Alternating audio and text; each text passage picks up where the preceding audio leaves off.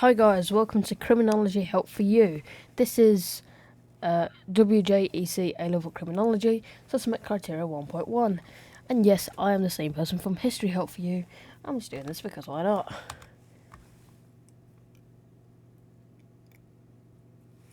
So we're going to be talking about AC 1.1. We're going to start off with white-collar crime. White-collar crime is crime committed by a person of high status within their occupation. It's made up of organised, corporate and professional crime. Organised crime is what we're going to talk about first. Crime committed by centralised gangs for money. Examples are market abuse, bribery and corruption. Offenders are gangs like the mafia, and victims are usually someone who's interfered with a gang. There's low public awareness.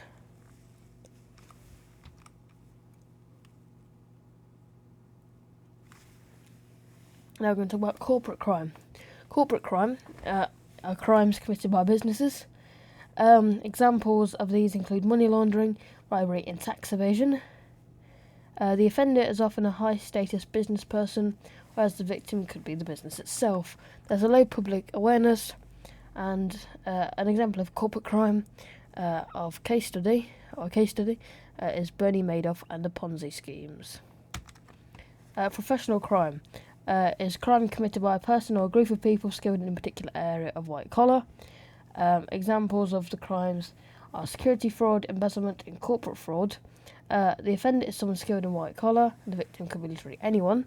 There's low public awareness, but due to production of films like Legend about the craze, it's a bit more well known about.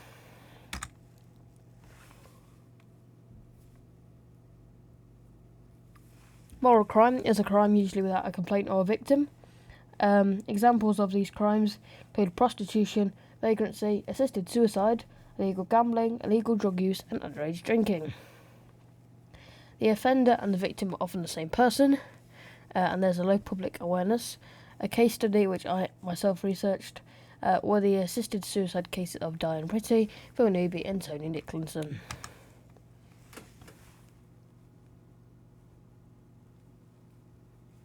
State crime are activities perpetrated by or order of state agencies, like governments.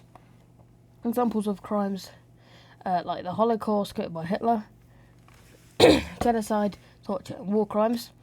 Like I said, the offenders are usually governments or people high in government positions, and the victims are usually citizens of the state or members of a minority group.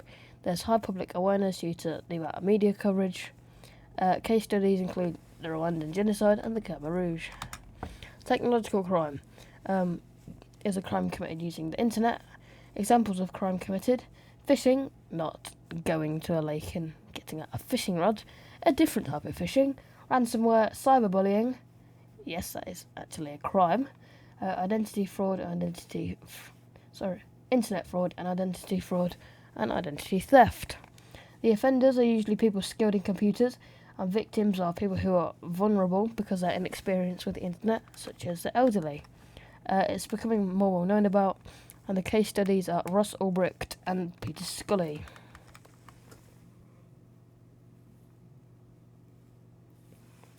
Individual crime is similar to white-collar crime. Not the crime itself, but the fact that it's made up of three different things. Made up of hate crime, honour crime, and domestic abuse. Hate crime is a crime motivated by justice. Examples are murder, assault, verbal abuse, intimidation, and bullying. The offenders are anyone with a prejudiced view, and the victim is anyone who falls within the 5 strands, which are race, religious belief, being transgender, sexual orientation, and being disabled. Public awareness is that it's increasing and becoming more well known about.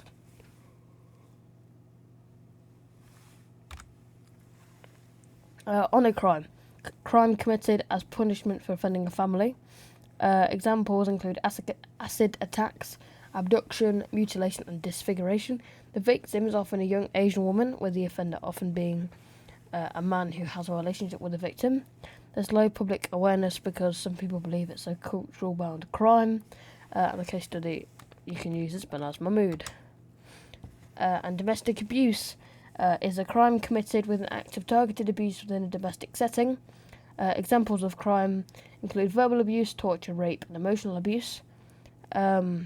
Usually men in a relationship with a victim, could be vice versa for the offenders, and the victims are often the person in the relationship with the offender.